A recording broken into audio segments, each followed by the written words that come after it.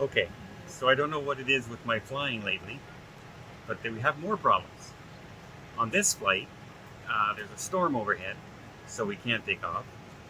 A connecting flight is late, and now the pilot's run out of time, and we're looking for a pilot. And I'm beside a nice couple beside me who's already missed a flight yesterday. My luck with flying is not great lately, but we'll keep in touch.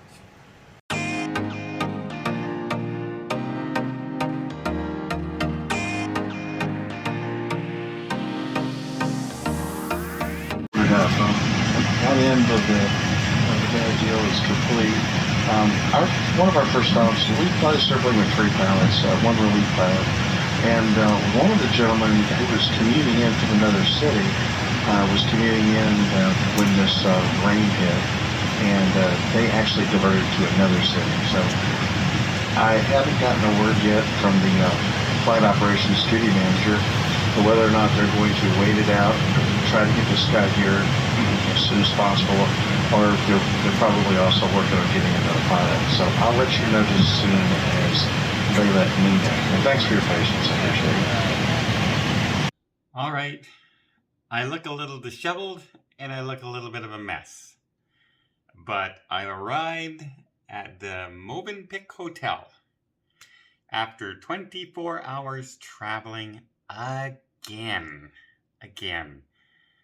So, had to fly into New Jersey, 6-hour layover in New Jersey, turned into a 10-hour layover in New Jersey, as our flight was looking for a pilot, as well as some other issues of thunderstorms and things like that in the area. But once we took off, very enjoyable flight. Had a really nice conversation with the couple beside me. They had missed the flight from the day before and had already missed their Oosterdam cruise that was leaving Amsterdam, and were now having to fly to Dubrovnik. So they were trying to catch their connecting flight in order to get to their cruise, which they will now lose 2 days of their 12-day cruise. So it turns into a 10-day cruise. And had they missed that flight, they would have tried to get Holland to put them on to Rotterdam, where I'm headed to in the morning. Now, very nice hotel, very comfortable. I'll show you a little bit more of it in another video. But I'm just exhausted again today. Absolutely exhausted. It's just funny that my last 3 flights, it seems, have just been kind of, what the heck? From huge delays and missing connections and canceled crews and storms, and now this one, heck, we just didn't even have a pilot. Just didn't have a pilot. And I was in a weird seat. I was in a very weird seat. I was looking for a seat, and I upgraded myself in order to get more leg room. So I took one of those seats that is the emergency exit. Now in this one, it's a full emergency door there.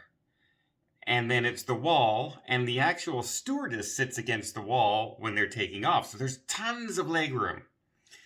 But I took the window seat because I like to, and I figured, I'm in the window seat. I can put my head up against the window and I can sleep because it's an 8-hour flight.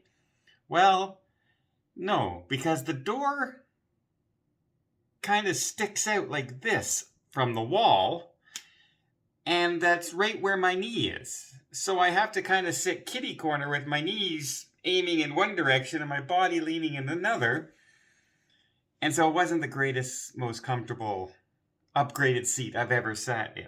That's for sure. I think this was a 737 Dreamliner. And if you ever get that choice, 47A, not a terrific seat. Now, the one thing that was good about it is that you could get straight up. There was no having to crawl over the people beside you if you have to go to the washroom or you want to get your bag or anything like that. You just stand up and away you go. That was really good. Lots of space in front of it. We could put like 9 suitcases in front of us.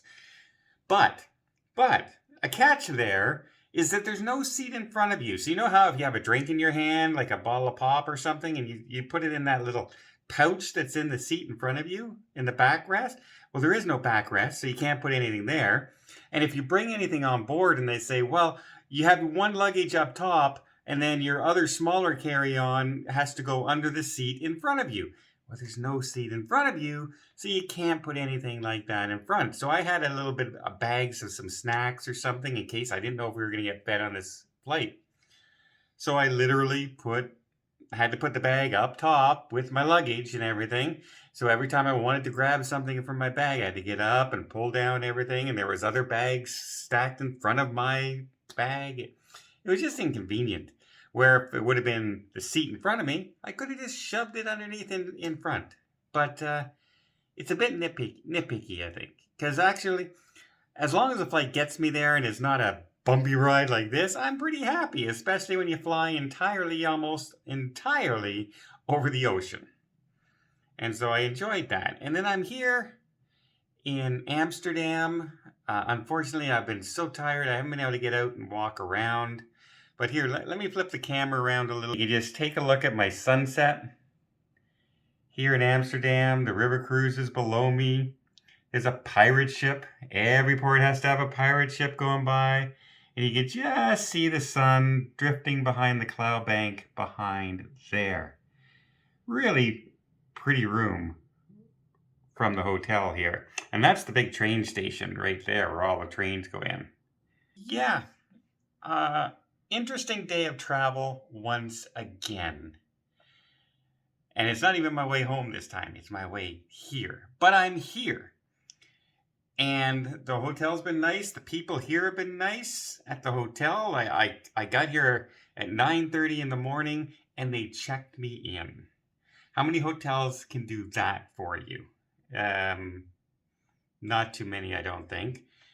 They have a luggage service here, but I'm not going to use it. I'm going to keep my luggage so I can get rid of this growth and clean myself up tomorrow and get on the ship all fresh and revitalized. There's no shuttle at this cruise port because apparently the cruise terminal is 2 minutes away. And I'm looking everywhere in the direction in front of me and I don't see a place for a cruise terminal. But maybe it's the other way, opposite of my room. So that's a possibility. But the only other is if we park the ship right there. Well, you're not going to get any closer hotel, possibly. And there's 2 hotels here, I believe, or a convention center right there. So yeah, I've arrived. It was an adventure to begin with. I hope the couple beside me made it to their next cruise, even though they missed 2 days of it. But they're a very, very nice couple, and I wish them a great, great cruise. And I can't wait to get on the Rotterdam tomorrow. But my adventures in flying continue.